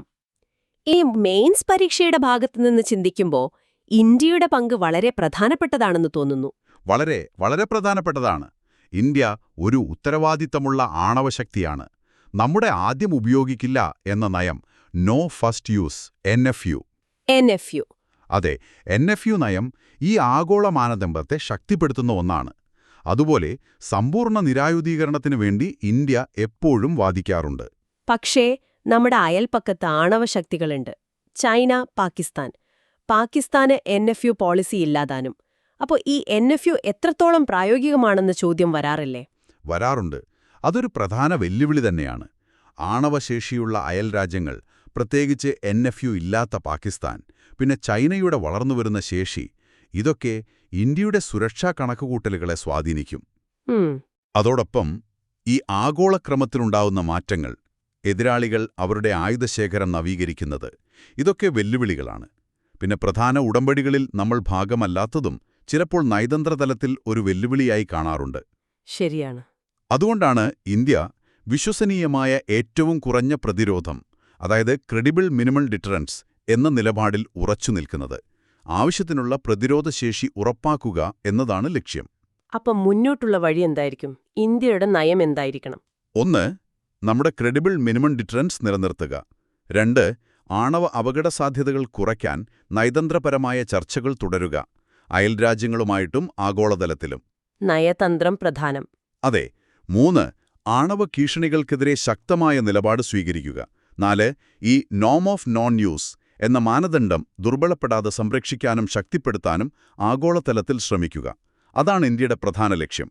വളരെ വ്യക്തമായി പറഞ്ഞു. അപ്പോൾ ഈ ആണവായുധങ്ങൾ ഉപയോഗിക്കാതിരിക്കുക എന്ന മാനദണ്ഡം, അതിന്റെ ഇപ്പോഴത്തെ അവസ്ഥ, നേരിടുന്ന വെല്ലുവിളികൾ, പിന്നെ ഇന്ത്യയുടെ വളരെ സങ്കീർണമായ എന്നാൽ ഉത്തരവാദിത്തപരമായ നിലപാട്, ഇതിനെക്കുറിച്ചൊക്കെ നിങ്ങൾക്കൊരു ധാരണ കിട്ടിക്കാണുമെന്ന് വിശ്വസിക്കുന്നു. ഈ മാനദണ്ഡം ഇതൊരു നേർത്ത നൂൽപ്പാലം പോലെയാണ്. അത് പൊട്ടിയാൽ ലോകത്തിന്റെ അവസ്ഥ എന്താകുമെന്ന് നമുക്ക് ഊഹിക്കാൻ പോലും കഴിയില്ല. അതുകൊണ്ട് ഇത് സംരക്ഷിക്കേണ്ടത് എല്ലാവരുടെയും ആവശ്യമാണ്. ഈ ഒരു ചിന്തയോടെ നമുക്ക് ഇന്നത്തെ ഹിന്ദു ദിനപത്ര പത്രത്തിലെ അടുത്ത പ്രധാന വാർത്തയിലേക്ക് കടക്കാം. നമസ്കാരം. ഇന്ന് നമ്മൾ സംസാരിക്കുന്നത് കള്ളപ്പണം വെളുപ്പിക്കൽ നിരോധന നിയമം, അതായത് PMLA യെക്കുറിച്ചാണ്. കുറച്ച് ലേഖനങ്ങളും നോട്ട്സുമൊക്കെ നമ്മുടെ കയ്യിലുണ്ട്. ഇത് ഈയിടെയായിട്ട് ഒരുപാട് കേൾക്കുന്നൊരു വിഷയമാണല്ലോ, അല്ലേ? സാമ്പത്തിക കുറ്റകൃത്യങ്ങളെപ്പറ്റിയും അത് തടയാനുള്ള വഴികളെപ്പറ്റിയുമൊക്കെ അറിയാൻ ഇത് വളരെ പ്രധാനപ്പെട്ട ഒന്നാണ്. അതെ, തീർച്ചയായും. പ്രത്യേകിച്ചിപ്പോൾ നിങ്ങൾ UPSC പോലുള്ള പരീക്ഷകൾക്ക് തയ്യാറെടുക്കുകയാണെങ്കിൽ ഇതിന് നല്ല പ്രാധാന്യമുണ്ട്. ശരിയാണ്. പ്രിലിംസിനും മെയിൻസിനും ഒരുപോലെ ഇത് ആവശ്യമായി വരും. ഇന്ത്യൻ എക്കണോമി, പിന്നെ കോൺസ്റ്റിറ്റ്യൂഷൻ, സെക്യൂരിറ്റി, ഗവേണൻസ്, എത്തിക്സ്, അങ്ങനെ പല പേപ്പറുകളിലും ഇത് വരാം. ഓക്കെ. അപ്പോൾ നമുക്ക് കിട്ടിയ ലേഖനങ്ങളിലെ പ്രധാന പോയിന്റുകളിലേക്ക് കടക്കാം. എനിക്ക് ശരിക്കും സ്ട്രൈക്കിംഗ് ആയി തോന്നിയത് എൻഫോഴ്സ്മെന്റ് ഡയറക്ടറേറ്റ്, അതായത് ED രജിസ്റ്റർ ചെയ്ത കേസുകളുടെ എണ്ണവും പിന്നെ ശിക്ഷിക്കപ്പെട്ടവരുടെ എണ്ണവും തമ്മിലുള്ള ഒരു വലിയ വ്യത്യാസമാണ്. എന്താണ് അതിനെപ്പറ്റി പറയുന്നത്? ഇന്നത് ഏകദേശം 2015 മുതൽ ഒരു 5892 കേസുകൾ ED രജിസ്റ്റർ ചെയ്തിട്ടുണ്ട് ഈ PMLA പ്രകാരം. ഓ, അത്രയധികം കേസുകളോ? പക്ഷേ അതിൽ ശിക്ഷാവിധി ഉണ്ടായത് വെറും 15 കേസുകളിൽ മാത്രമാണ്. 15ഓ? 5000-ൽ കൂടുതൽ കേസുകളിൽ വെറും 15ഓ? അതെ, അതാണ് കണക്ക്. ഇത് ശരിക്കും പറഞ്ഞാൽ വളരെ കുറവാണ്. ഒരു ഏതാണ്ട് 0.5% താഴെ വരും. വിശ്വസിക്കാൻ പറ്റുന്നില്ല. ഇത്ര ശക്തമായൊരു നിയമം നമ്മുടെ കയ്യിലുണ്ട്, എന്നിട്ടും എന്തുകൊണ്ടാണ് ശിക്ഷാനിരക്ക് ഇത്ര കുറയുന്നത്? ഇത് നിയമം നടപ്പാക്കുന്നതിലെ കാര്യക്ഷമതയെപ്പറ്റി വലിയ ചോദ്യങ്ങൾ ഉയർത്തുന്നുണ്ടല്ലോ. തീർച്ചയായും. ലേഖനം ചൂണ്ടിക്കാണിക്കുന്ന ഒരു പ്രധാന കാര്യം അതാണ്.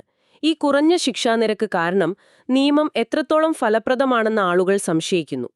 അതോടൊപ്പം തന്നെ ഈ നിയമം ചിലപ്പോൾ രാഷ്ട്രീയ എതിരാളികളെ ലക്ഷ്യം വെക്കാൻ വേണ്ടി ദുരുപയോഗം ചെയ്യപ്പെടുന്നു എന്നൊരു ആരോപണവും അത് ശക്തമായിട്ടുണ്ട്. അത് കേട്ടിട്ടുണ്ട്. അതെ. എന്നാൽ മറുവശത്ത് നോക്കിയാൽ ഈ കള്ളപ്പണം വെളുപ്പിക്കൽ എന്ന് പറയുന്നത് ടെററിസം ഫണ്ടിങ് പോലുള്ള വലിയ കുറ്റകൃത്യങ്ങൾക്ക് പണം കണ്ടെത്താനുള്ള ഒരു വഴിയാണ്. അപ്പോൾ അതിനെ അത്ര നിസ്സാരമായി കാണാനും പറ്റില്ല. ശരിയാണ്. ഈ കള്ളപ്പണം വെളുപ്പിക്കൽ അഥവാ മണി ലോണ്ടറിംഗ് എന്ന് പറഞ്ഞാൽ അടിസ്ഥാനപരമായി എന്താണ് അതുകൊണ്ടുദ്ദേശിക്കുന്നത്? പ്രിലിംസിന് തയ്യാറെടുക്കുന്നവർക്ക് പ്രധാനമായിട്ടും എന്തൊക്കെ കാര്യങ്ങൾ അറിയണം? അതായത് വളരെ ലളിതമായി പറഞ്ഞാൽ നിയമവിരുദ്ധമായി ഉണ്ടാക്കിയ പണം, അതിന്റെ ഉറവിടം എവിടെയാണെന്ന് ആരും അറിയാതെ അത് ലീഗൽ പണമാണെന്ന് വരുത്തി തീർക്കുന്നൊരു പ്രോസസ്സാണ് ഈ മണി ലോണ്ടറിംഗ്. ഓക്കെ. ഇതിന് പ്രധാനമായും 3 സ്റ്റെപ്പുകളുണ്ട്. ഒന്ന് പ്ലേസ്മെന്റ്, അതായത് പണം സിസ്റ്റത്തിലേക്ക് ഇടുക. പിന്നെ ലേയറിംഗ്, പല പല ട്രാൻസാക്ഷൻസ് വഴി അതിന്റെ ഉറവിടം മറയ്ക്കുക. അവസാനം ഇന്റഗ്രേഷൻ, അത് ലീഗൽ പണമായി തിരിച്ച് സിസ്റ്റത്തിലേക്ക് കൊണ്ടുവരിക. മനസ്സിലായി. 2002 എന്ന നിയമം കൊണ്ടുവന്നത്. ഇതുവഴി സ്വത്തുകൾ കണ്ടുകെട്ടാനും പറ്റും. ഇതിലെ ഒരു പ്രധാനപ്പെട്ട അതേസമയം വിവാദമായ ഒരു വ്യവസ്ഥയാണ് കുറ്റം ചെയ്തിട്ടില്ല എന്ന് തെളിയിക്കേണ്ട ഉത്തരവാദിത്വം പ്രതിക്കാണ് എന്നത്. റിവേഴ്സ് ബർഡൻ ഓഫ് പ്രൂഫ് എന്ന് പറയും. അത് സാധാരണ നിയമങ്ങളിൽ നിന്ന് വ്യത്യസ്തമാണല്ലോ. അതെ, സാമ്പത്തിക കുറ്റകൃത്യങ്ങളുടെ ഒരു സങ്കീർണത കാരണം അങ്ങനെ വെച്ചതാണ്. പിന്നെ ഈ PMLA കേസുകൾ അന്വേഷിക്കുന്നത് പ്രധാനമായും എൻഫോഴ്സ്മെന്റ് ഡയറക്ടറേറ്റ് ED ആണ്. ശരി. അതുപോലെ അന്താരാഷ്ട്ര തലത്തിൽ financial action task force FATF ഉണ്ട്. അവരുടെ നിർദ്ദേശങ്ങളും ഇന്ത്യ പാലിക്കേണ്ടതുണ്ട്. കള്ളപ്പണം, ടെററിസം ഫണ്ടിംഗ് ഒക്കെ തടയാനുള്ളൊരു അന്താരാഷ്ട്ര കൂട്ടായ്മയാണത്. പിന്നെ ഈ PMLA ചുമത്തണമെങ്കിൽ അതിന്റെ ഷെഡ്യൂളിൽ പറയുന്ന ഒരു അടിസ്ഥാന കുറ്റകൃത്യം, അതായത് ഷെഡ്യൂൾഡ് ഒഫൻസ് നടന്നിരിക്കണം. ഉദാഹരണത്തിന് അഴിമതി, അല്ലെങ്കിൽ ഡ്രഗ് ട്രാഫിക്കിംഗ്, അങ്ങനെയുള്ള കുറ്റങ്ങൾ. കൂടാതെ DTA പോലുള്ള അന്താരാഷ്ട്ര കരാറുകൾ വഴി രാജ്യങ്ങൾ തമ്മിൽ സാമ്പത്തിക വിവരങ്ങൾ കൈമാറുന്നതും ഇതിനെ സഹായിക്കും. ഓക്കെ, വ്യക്തമായി. ഇനി മെയിൻസ് പരീക്ഷയുടെ ആ ഒരു കാഴ്ചപ്പാടിൽ നോക്കുമ്പോൾ ഈ കുറഞ്ഞ ശിക്ഷാനിരക്കും അതേസമയം നിയമത്തിന്റെ കാഠിന്യവും തമ്മിലൊരു വൈരുദ്ധ്യമുണ്ടല്ലോ. അതിനെ എങ്ങനെയാണ് വിലയിരുത്തേണ്ടത്? ലേഖനം എങ്ങനെയാണ് അതിനെ കാണുന്നത്? അതെ, അതാണ് മെയിൻസിലെ ഒരു പ്രധാന പോയിന്റ്. ലേഖനം ആ വൈരുദ്ധ്യം എടുത്തു കാണിക്കുന്നുണ്ട്. നിയമം വളരെ സ്ട്രിക്റ്റാണ്, പക്ഷെ ശിക്ഷ കിട്ടുന്നത് വളരെ കുറച്ചു പേർക്കു മാത്രം. അപ്പോൾ പലപ്പോഴും ഒരു വിമർശനം വരുന്നത് പ്രോസസ് ഇസ് ദ പണിഷ്മെന്റ് എന്നാണ്. അതായത് നടപടിക്രമം തന്നെ ഒരു ശിക്ഷയായി മാറുന്നു എന്ന്. അതെ, കാരണം അന്വേഷണം ഒരുപാട് കാലം നീളും, സ്വത്തുക്കൾ മരവിപ്പിക്കും, ജാമ്യം കിട്ടാൻ വലിയ ബുദ്ധിമുട്ടാണ്. അപ്പോൾ വിചാരണ പൂർത്തിയാകുന്നതിന് മുൻപ് തന്നെ ആൾക്കാർ ഒരുപാട് ബുദ്ധിമുട്ടുന്നു. എന്നാൽ രാജ്യസുരക്ഷയെയും സാമ്പത്തിക സ്ഥിരതയെയും ഒക്കെ ബാധിക്കുന്ന ഇത്രയും വലിയ കുറ്റകൃത്യങ്ങളെ നേരിടാൻ ശക്തമായൊരു നിയമം നമുക്കാവശ്യമില്ലേ? തീർച്ചയായും വേണം. ടെററിസം, മയക്കുമരുന്ന് വ്യാപാരം ഇതിനെയൊക്കെ നേരിടാൻ PMLA പോലൊരു നിയമം അത്യാവശ്യമാണ്. പിന്നെ FATF പോലുള്ള അന്താരാഷ്ട്ര സംഘടനകളുടെ സമ്മർദ്ദവുമുണ്ട്. ശരിയാണ്. എന്നാൽ ലേഖനം പറയുന്ന പ്രധാന വിമർശനങ്ങൾ, അതായത് രാഷ്ട്രീയമായി ദുരുപയോഗം ചെയ്യാനുള്ള സാധ്യത, ഈ കുറഞ്ഞ ശിക്ഷാനിരക്ക്, പിന്നെ സുതാര്യതയില്ലായ്മ, പ്രത്യേകിച്ച് FIRന് തുല്യമായ ECIR enforcement case information report അത് പ്രതിക്ക് കൊടുക്കാത്ത രീതി, അന്വേഷണം നീണ്ടുപോകുന്നത്, ഇതൊക്കെ പരിഹരിക്കണം എന്നാണ് പറയുന്നത്. അപ്പോ എന്തൊക്കെ പരിഹാരങ്ങളാണ് ലേഖനം മുന്നോട്ട് വയ്ക്കുന്നത്? പ്രധാനമായും EDയുടെ അന്വേഷണത്തിനുള്ള ശേഷി കൂട്ടുക, നടപടിക്രമങ്ങളിൽ കുറച്ചുകൂടി സുതാര്യത ഉറപ്പാക്കുക, കേസുകൾ ഒരു ടൈം ഫ്രെയിമിനുള്ളിൽ തീർപ്പാക്കാൻ നോക്കുക, FATF നിർദ്ദേശങ്ങൾ കൃത്യമായി നടപ്പാക്കുക, ഇതൊക്കെയാണ് പറയുന്നത്. ഓക്കെ. നിയമം ദുരുപയോഗം ചെയ്യുന്നില്ലെന്നും യഥാർത്ഥത്തിൽ കുറ്റം ചെയ്തവർ ശിക്ഷിക്കപ്പെടുന്നുണ്ടെന്നും ഉറപ്പാക്കണം. അതാണ് പ്രധാനം. നിയമവാഴ്ചയും പൗരന്മാരുടെ അവകാശങ്ങളും സംരക്ഷിച്ചുകൊണ്ട് തന്നെ നിയമം കാര്യക്ഷമമായി നടപ്പാക്കുക എന്നതാണ് ഇതിലേറ്റവും വലിയ വെല്ലുവിളി. വളരെ നന്നായി ഈ വിഷയം വിശദീകരിച്ചു. നിയമത്തിന്റെ ലക്ഷ്യങ്ങളും അതിന്റെ പ്രായോഗികമായ വെല്ലുവിളികളും പരിഹാര സാധ്യതകളും നമ്മൾ സംസാരിച്ചു. അപ്പോൾ ഈ ചർച്ച കേൾക്കുന്ന നിങ്ങൾക്ക് ഇതിനെക്കുറിച്ച് വ്യക്തമായൊരു ധാരണ കിട്ടിക്കാണുമെന്ന് കരുതുന്നു. ഇനി നിങ്ങളുടെ ചിന്തയ്ക്കായി ഒരു ചോദ്യം. ഒരു രാജ്യത്തിന്റെ സാമ്പത്തിക സുരക്ഷയും വ്യക്തികളുടെ മൗലികാവകാശങ്ങളും ഇവർ രണ്ടും തമ്മിലുള്ള ശരിയായൊരു ബാലൻസ് എങ്ങനെയാണ് നമുക്ക് കണ്ടെത്താൻ കഴിയുക? ശരി, അപ്പോൾ നമുക്ക് അടുത്തതായി ദി ഹിന്ദു പത്രത്തിലെ മറ്റൊരു പ്രധാന വാർത്തയിലേക്ക് കടക്കാം. സ്വാഗതം. ഇന്ന് നമ്മൾ ചർച്ച ചെയ്യാൻ പോകുന്നത് ശരിക്കും ചിന്തനീയമായൊരു വിഷയമാണ്, അല്ലേ? മരണരാഷ്ട്രീയം, ഭരണകൂട അവഗണനയും ജീവന്റെ വിലയും എന്നൊരു ലേഖനത്തെക്കുറിച്ചാണ്. ഇതിലെ പ്രധാന ആശയം അത്ര കേട്ടുപരിചയമില്ലാത്ത ഒന്നാണ് നെക്രോപൊളിറ്റിക്സ്. നമുക്കിതൊന്ന് വിശദമായി നോക്കാം. തീർച്ചയായും. നെക്രോപൊളിറ്റിക്സ്, ഈ വാക്ക് ചിലപ്പോൾ പുതിയതായിരിക്കും. കാമറൂണിയൻ ചിന്തകനായ അച്ചില്ലെ എംബെമ്പെയാണ് ഇത് പ്രധാനമായും വികസിപ്പിച്ചത്. ലളിതമായി പറഞ്ഞാൽ, ആരുടെ ജീവനാണ് വിലപ്പെട്ടതെന്നും ആരുടെയൊക്കെ ജീവൻ അത്ര ഗൗണിക്കേണ്ടതില്ലെന്നും അല്ലെങ്കിൽ ആരെ മരണത്തിലേക്ക് തള്ളിവിടാമെന്നും തീരുമാനിക്കാൻ ഭരണകൂടങ്ങൾ തങ്ങളുടെ അധികാരം ഉപയോഗിക്കുന്ന രീതിയാണ്. അതാണ് നെക്രോപൊളിറ്റിക്സ്. ഓക്കേ, അപ്പോൾ ഇത് വെറും അവഗണന മാത്രമല്ല. അല്ല, അതിനപ്പുറം. ഇത് മിഷൽ ഫൂക്കോയുടെ ബയോപൊളിറ്റിക്സ് എന്ന ആശയത്തിൽ നിന്ന് കടമെടുത്തതാണ്. പക്ഷേ ഒരു പ്രധാന വ്യത്യാസമുണ്ട്. ബയോപൊളിറ്റിക്സ്, ജീവിതത്തെ നിയന്ത്രിക്കുന്ന രാഷ്ട്രീയം, അതെങ്ങനെയാണ് വ്യത്യാസപ്പെട്ടിരിക്കുന്നത്? ഫൂക്കോ പറഞ്ഞത് ഭരണകൂടം ആളുകളെ ജീവിക്കാൻ അനുവദിക്കുകയും മരിക്കാൻ വിടുകയും ചെയ്യുന്നു എന്നാണ്. ആരോഗ്യം, ജനസംഖ്യാ നിയന്ത്രണം, അങ്ങനെയൊക്കെ. എന്നാൽ നെക്രോപൊളിറ്റിക്സ് കുറച്ചുകൂടി കടന്നാണ് ചിന്തിക്കുന്നത്. എംബെമ്പെ പറയുന്നത് ചില ജനവിഭാഗങ്ങളെ ഭരണകൂടം സജീവമായി മരണത്തിലേക്ക് നയിക്കുന്നു എന്നാണ്. Making them dye.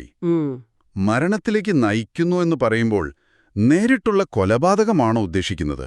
അതുമാത്രമല്ല, അതുമാകാം. പക്ഷെ പലപ്പോഴും അത് ഘടനാപരമായ അവഗണനയിലൂടെയാണ്. ചിലർക്ക് അടിസ്ഥാന സൗകര്യങ്ങൾ, ഭക്ഷണം, മരുന്ന് ഇതൊക്കെ നിഷേധിക്കുക, അല്ലെങ്കിൽ നിരന്തരമായ അക്രമത്തിന്റെ ഭീതിയിൽ ജീവിക്കാൻ നിർബന്ധിക്കുക. ഇതെല്ലാം അവരെ പതുക്കെ മരണത്തിലേക്ക് തള്ളിവിടുന്നതുപോലെയാണ്. ശരിയാണ്. ഈ അസാധാരണ സാഹചര്യം, സ്റ്റേറ്റ് ഓഫ് എക്സെപ്ഷൻ എന്നൊരു കാര്യവും എംബെമ്പെ പറയുന്നുണ്ടല്ലോ. അതെ, അതായത് നിയമവാഴ്ച താൽക്കാലികമായി റദ്ദാക്കപ്പെടുന്ന അവസ്ഥ. ചിലപ്പോൾ അടിയന്തരാവസ്ഥയിലോ മറ്റോ ഇത് സംഭവിക്കാം. പക്ഷെ ചില ജനവിഭാഗങ്ങൾക്ക് ഇതൊരു സ്ഥിരം അവസ്ഥയായി മാറുന്നു എന്നാണ് എംബെമ്പെ നിരീക്ഷിക്കുന്നത്. അങ്ങനെയുള്ളവരെയാണ് അദ്ദേഹം ജീവിക്കുന്ന മരിച്ചവരെന്നു വിളിക്കുന്നത്.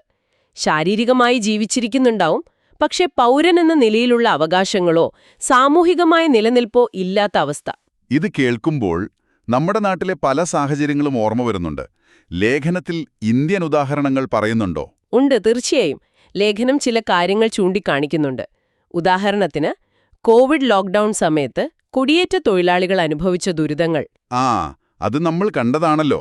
അതെ, ഭക്ഷണമില്ലാതെ, വെള്ളമില്ലാതെ നടന്നുപോയവർ, വഴിയിൽ മരിച്ചവർ. അതൊരു നെക്രോപൊളിറ്റിക്കൽ സാഹചര്യമായി കാണാം.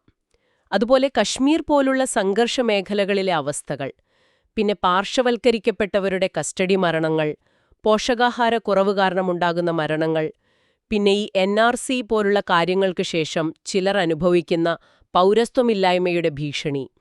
ഇതൊക്കെ ഈയൊരു കാഴ്ചപ്പാടിൽ ലേഖനം വിലയിരുത്തുന്നുണ്ട്. പക്ഷേ ഇതിനൊക്കെ സർക്കാർ പലപ്പോഴും ന്യായീകരണങ്ങൾ പറയാറുണ്ടല്ലോ. ദേശീയ സുരക്ഷ, ക്രമസമാധാനം, വികസനം എന്നൊക്കെ. ശരിയാണ്. ആ ന്യായീകരണങ്ങളെ ബയോപൊളിറ്റിക്കൽ ന്യായീകരണങ്ങളെന്ന് വിളിക്കാം. അതായത് പൊതുനന്മയ്ക്ക് വേണ്ടിയാണ് ചില കടുത്ത നടപടികളെന്ന്. എന്നാൽ നെക്രോപൊളിറ്റിക്കൽ വിമർശനം ചോദിക്കുന്നത് ഈ പൊതുനന്മ ആർക്കു വേണ്ടിയുള്ളതാണ്? ഈ നടപടികളുടെ എല്ലാം ഭാരം എപ്പോഴും ചില പ്രത്യേക വിഭാഗങ്ങൾ മാത്രം വഹിക്കേണ്ടി വരുന്നത് എന്തുകൊണ്ടാണ്? ചില ജീവനുകൾക്ക് മറ്റുള്ളവയേക്കാൾ കുറഞ്ഞ വിലയാണ് ഭരണകൂടം കൽപ്പിക്കുന്നത് എന്നൊരു വിമർശനമാണ് ഇത് മുന്നോട്ടു വയ്ക്കുന്നത്. നിയമം പോലും എത്താത്ത മരണലോകങ്ങൾ, ഡെത്ത് വാൾസ് സൃഷ്ടിക്കപ്പെടുന്നു എന്നും എംബെമ്പെ പറയുന്നു. ഇത് മനസ്സിലാക്കുമ്പോൾ UPSC പരീക്ഷയ്ക്ക് തയ്യാറെടുക്കുന്നവർക്ക് ഇതൊരു പ്രധാനപ്പെട്ട ആശയം തന്നെയാണ്, അല്ലേ? തീർച്ചയായും. നിങ്ങൾ UPSC മെയിൻസിന് തയ്യാറെടുക്കുകയാണെങ്കിൽ GS പേപ്പർ 1-ൽ സാമൂഹിക പ്രശ്നങ്ങൾ, ദാരിദ്ര്യം, GS പേപ്പർ 2-ൽ ദുർബല വിഭാഗങ്ങൾക്കുള്ള പദ്ധതികൾ, ഭരണനിർവഹണം, GS പേപ്പർ 4-ൽ ധാർമ്മികത, മനുഷ്യമൂല്യങ്ങൾ, ഇവിടെയെല്ലാം ഈ ആശയം ഉപയോഗിക്കാം. എസ്സേ പേപ്പറിലും പ്രസക്തമാണ്. പ്രിലിംസിൽ ചിലപ്പോ ഫൂക്കോ, എംബെമ്പെ തുടങ്ങിയ ചിന്തകരെക്കുറിച്ച് നേരിട്ട് ചോദിച്ചില്ലെങ്കിലും ഈ ആശയങ്ങൾ മനസ്സിലാക്കുന്നത് പൊതുവായ അവബോധത്തിന് നല്ലതാണ്. അതെ, ഇത് വെറുമൊരു അക്കാദമിക ആശയം എന്നതിലുപരി ഒരു ജനാധിപത്യ സമൂഹം എപ്പോഴും ശ്രദ്ധിക്കേണ്ട കാര്യമാണ്. നമ്മുടെ ഭരണഘടനയുടെ ആർട്ടിക്കിൾ 21, ജീവിക്കാനുള്ള അവകാശം, അതെല്ലാവർക്കും ഒരുപോലെ കിട്ടുന്നുണ്ടോ? ഭരണകൂടത്തിന്റെ വീഴ്ച കൊണ്ട് ഒരാൾ മരിക്കുമ്പോൾ അതിന് ആരുത്തരം പറയും? അങ്ങനെയുള്ള ചോദ്യങ്ങൾ പ്രസക്തമാണ്. മനുഷ്യരെ കേന്ദ്രീകരിച്ചുള്ള വികസനം, അക്രമങ്ങളെ സാധാരണ പോലെ കാണാതിരിക്കുക, ഇതൊക്കെയാണ് മുന്നോട്ടുള്ള വഴികൾ. ആരെയും മരിക്കാൻ വിടാത്തൊരു ഭരണക്രമം, അതാണ് ലക്ഷ്യം. ശരിയാണ്. ഈ നെക്രോപൊളിറ്റിക്സ് എന്നൊരു കാഴ്ചപ്പാടിലൂടെ നോക്കുമ്പോൾ നമ്മൾ നിത്യേന കാണുന്ന പല പ്രശ്നങ്ങളും കുറച്ചുകൂടി വ്യക്തമായി മനസ്സിലാക്കാൻ പറ്റുന്നുണ്ട്.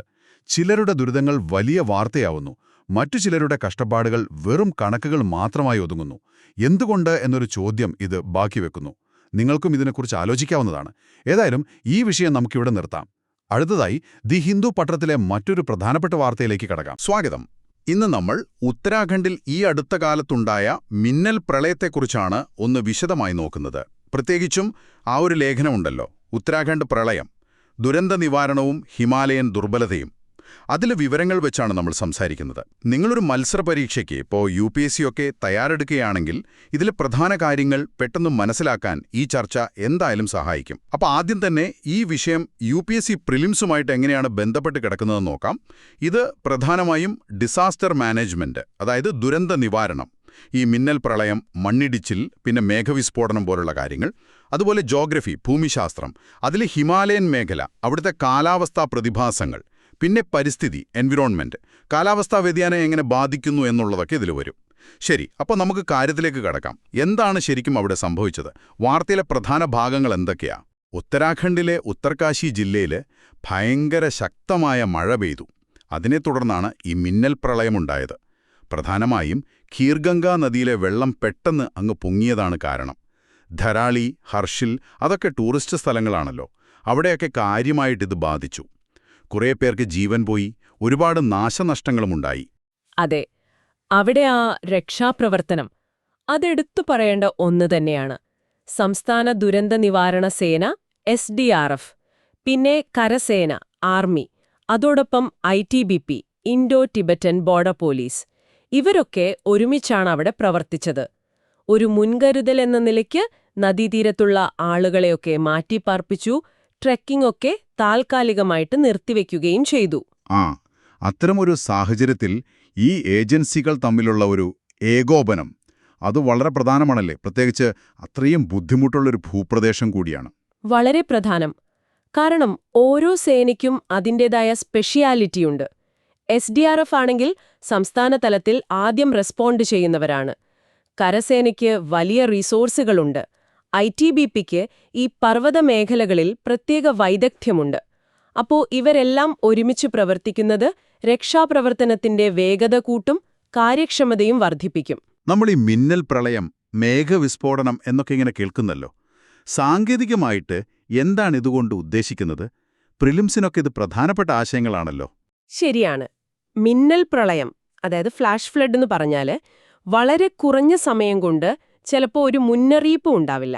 അപ്പോഴേക്കും താഴ്ന്ന പ്രദേശങ്ങളൊക്കെ വെള്ളത്തിനടിയിലാവും. ഇതിന് കാരണം പലതാകാം. അതിതീവ്രമായ മഴ, അല്ലെങ്കിൽ ഈ പറഞ്ഞ മേഘവിസ്ഫോടനം, ചിലപ്പോൾ അണക്കെട്ട് തകരുന്നതുകൊണ്ടാവാം, അല്ലെങ്കിൽ ഗ്ലേഷ്യൽ ലേക്ക് ഔട്ട്ബേഴ്സ്റ്റ് ഫ്ലഡ് GLOF എന്ന് പറയുന്ന ഹിമതടാകങ്ങൾ പൊട്ടിയൊഴുകുന്നതും കാരണമാവാം. അടുത്തത് മേഘവിസ്ഫോടനം, ക്ലൗഡ് ബേസ്റ്റ്. ഇത് ശരിക്കും ഒരു ചെറിയ സ്ഥലത്ത് കുറഞ്ഞ സമയത്തിനുള്ളിൽ അതിശക്തമായിട്ട് മഴ പെയ്യുന്നതിനെയാണ് പറയുന്നത്. നമ്മുടെ കാലാവസ്ഥാ വകുപ്പ് IMD പറയുന്നത് 1 മണിക്കൂറിൽ 100 മില്ലിമീറ്ററോ അതിൽ കൂടുതലോ മഴ ഒരു ചെറിയ ഏരിയയിൽ കിട്ടിയാൽ അതിനെ മേഘവിസ്ഫോടനമായിട്ട് കണക്കാക്കാം. ഹിമാലയം പോലുള്ള മലമ്പ്രദേശങ്ങളിൽ ഇത് പെട്ടെന്ന് മിന്നൽ പ്രളയത്തിനും വലിയ മണ്ണിടിച്ചിലിനുമൊക്കെ കാരണമാകാറുണ്ട്. 1 മണിക്കൂറിൽ 100 mm മഴ, അത് കേൾക്കുമ്പോൾ തന്നെ ഭയങ്കരമായി തോന്നുന്നുണ്ട്. അപ്പോൾ ഇങ്ങനെ പെട്ടെന്നുണ്ടാവുന്ന ഈ ദുരന്തങ്ങളെ നേരിടാൻ നമ്മുടെ രാജ്യത്ത് എന്തൊക്കെ സംവിധാനങ്ങളാണുള്ളത്? ഇന്ത്യയുടെ ആ ഒരു ദുരന്ത നിവാരണ ഘടന അത് പല തട്ടുകളിലാണ്. ദേശീയ തലത്തിൽ നോക്കുവാണെങ്കിൽ NDMA ഉണ്ട്, ദേശീയ ദുരന്ത നിവാരണ അതോറിറ്റി. പ്രധാനമന്ത്രിയാണ് അതിന്റെ തലപ്പത്ത്. നയരൂപീകരണവും ഏകോപനവുമാണ് പ്രധാന പണി. പിന്നെ ആക്ഷൻ എടുക്കാൻ, ദുരന്തമുഖത്ത് പ്രവർത്തിക്കാൻ പ്രത്യേക പരിശീലനം കിട്ടിയ NDRF ഉണ്ട്, കേന്ദ്രസേന. സംസ്ഥാന തലത്തിൽ SDRF, അവരാണ് സാധാരണ ആദ്യമെത്തുക, ഫസ്റ്റ് റെസ്പോണ്ടേഴ്സ്. പിന്നെ ഈ ഹിമാലയൻ അതിർത്തികളിലൊക്കെ രക്ഷാപ്രവർത്തനത്തിന് ITBPയുടെ പങ്ക് വളരെ നിർണായകമാണ് പലപ്പോഴും. അപ്പോൾ ഈ സംഭവങ്ങളെല്ലാം നോക്കുമ്പോൾ ഇത് വിരൽ ചൂണ്ടുന്നത് ആ ഹിമാലയൻ മേഖലയുടെ ഒരു മൊത്തത്തിലുള്ള ദുർബലാവസ്ഥയിലേക്കാണ്, അല്ലേ? തീർച്ചയായും. അതാണ് ഇതിലെ ഏറ്റവും പ്രധാനപ്പെട്ട കാര്യം. ഹിമാലയൻ മേഖലയുടെ ഈ ദുർബലാവസ്ഥയ്ക്ക് ഒരു കാരണമല്ല, പല ഘടകങ്ങളുണ്ട്. ഒന്ന്, അവിടത്തെ ചെങ്കുത്തായ ചെരിവുകൾ, അപ്പോൾ വെള്ളം വളരെ വേഗത്തിൽ ഒഴുകിപ്പോകും. 2, അവിടത്തെ ഭൂഘടന, അത് താരതമ്യേന അത്ര ഉറപ്പുള്ളതല്ല, അപ്പോൾ മണ്ണിടിച്ചിൽ സാധ്യത കൂടുതലാണ്. പിന്നെ ഇതിന്റെ കൂടെ കാലാവസ്ഥാ വ്യതിയാനം വരുന്നു. അതുകാരണം അതിതീവ്ര മഴ, മേഘവിസ്ഫോടനം, GLOF സാധ്യത, ഇതൊക്കെ കൂടുകയാണ്. ഏറ്റവും പ്രധാനമായിട്ട് മനുഷ്യന്റെ ഇടപെടലുകൾ, പ്ലാനിംഗ് ഇല്ലാത്ത പലപ്പോഴും അശാസ്ത്രീയമായ വികസന പ്രവർത്തനങ്ങൾ, റോഡ് വെട്ടുന്നത്, വലിയ കെട്ടിടങ്ങൾ പണിയുന്നത്, ഇതൊക്കെ ഈ അപകട സാധ്യത കൂട്ടുകയാണ് ചെയ്യുന്നത്. ഇവയൊന്നും ഒറ്റയ്ക്കല്ല പ്രവർത്തിക്കുന്നത്, എല്ലാം കൂടി ചേർന്നാണ് പ്രശ്നം രൂക്ഷമാക്കുന്നത്. അതായത് പ്രകൃതിപരമായി ദുർബലമായ ഒരിടത്ത് മനുഷ്യന്റെ ഇടപെടൽ കൂടെ ചേരുമ്പോൾ ചെറിയ പ്രശ്നങ്ങൾ പോലും വലിയ ദുരന്തമായി മാറുന്നു. കൃത്യം അതുതന്നെ. അതുകൊണ്ട് ഹിമാലയം പോലെയുള്ള വളരെ സെൻസിറ്റീവായ പ്രദേശങ്ങളിൽ വികസനം വേണം. പക്ഷെ അത് അവിടത്തെ പരിസ്ഥിതിയെ എങ്ങനെ ബാധിക്കും എന്ന് നമ്മൾ നന്നായി ആലോചിക്കണം. ആ വികസനവും പരിസ്ഥിതി സംരക്ഷണവും എങ്ങനെ ബാലൻസ് ചെയ്ത് കൊണ്ടുപോകാം എന്നുള്ളത്, അത് നമ്മൾ എപ്പോഴും ചിന്തിക്കേണ്ട ഒരു ചോദ്യമാണ്. അപ്പോ ഉത്തരാഖണ്ഡിലെ ഈ മിന്നൽ പ്രളയം നമ്മളെ പല കാര്യങ്ങളും ഓർമ്മിപ്പിക്കുന്നുണ്ട്. ഹിമാലയൻ മേഖല നേരിടുന്ന പാരിസ്ഥിതിക വെല്ലുവിളികൾ, ഈ മിന്നൽ പ്രളയം, മേഘവിസ്ഫോടനം പോലുള്ള പ്രതിഭാസങ്ങളെക്കുറിച്ചുള്ള അറിവിന്റെ പ്രാധാന്യം, നമ്മുടെ ദുരന്ത നിവാരണ സംവിധാനങ്ങൾ, അങ്ങനെ പലതും. ഈ വിവരങ്ങൾ നിങ്ങൾക്ക് ഉപകാരപ്പെട്ടുവെന്ന് കരുതുന്നു. അടുത്തതായി നമുക്ക് ദി ഹിന്ദു പത്രത്തിലെ മറ്റൊരു പ്രധാന വാർത്ത ചർച്ച ചെയ്യാം. ശരി. ഈ ചർച്ച അവസാനിപ്പിക്കുമ്പോൾ ഒരു കാര്യം കൂടി ഓർമ്മിപ്പിക്കട്ടെ.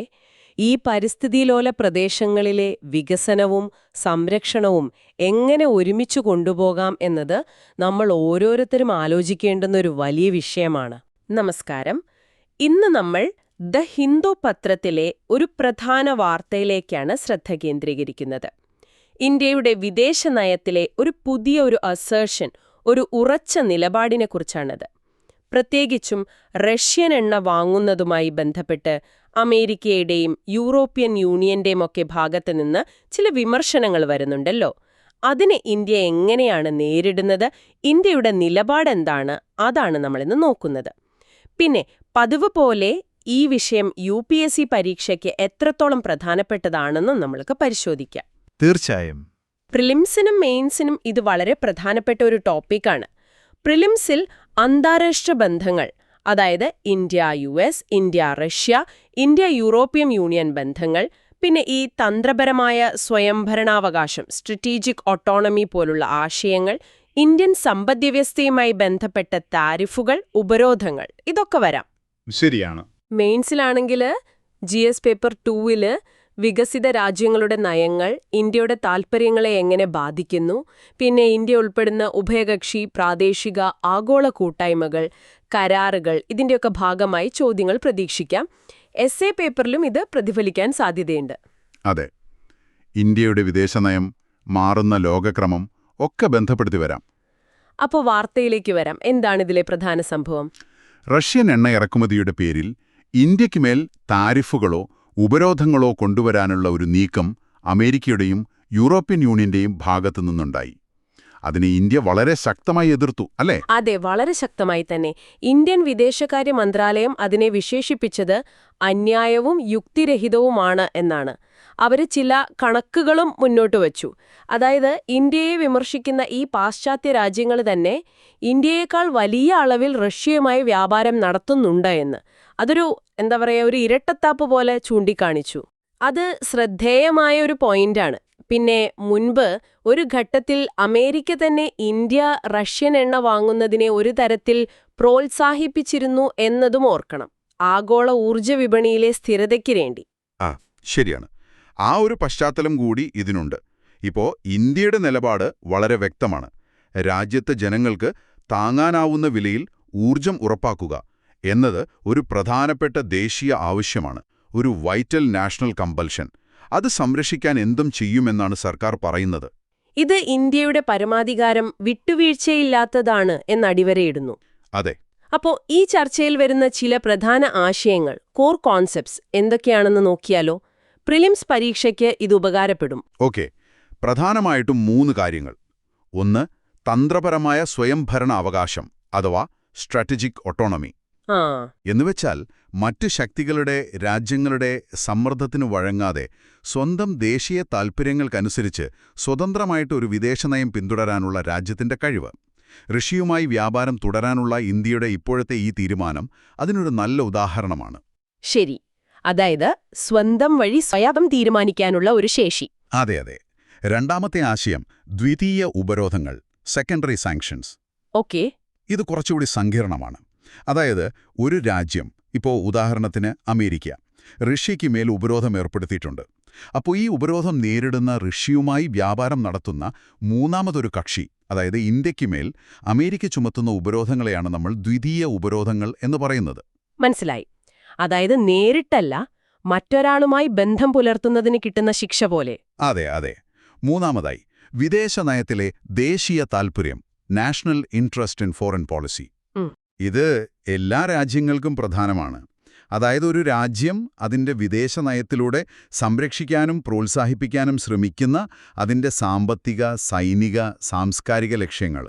ഇപ്പം നമ്മുടെ കാര്യത്തിൽ ഊർജ്ജ സുരക്ഷ ഒരു പ്രധാന ദേശീയ താൽപര്യമാണ്.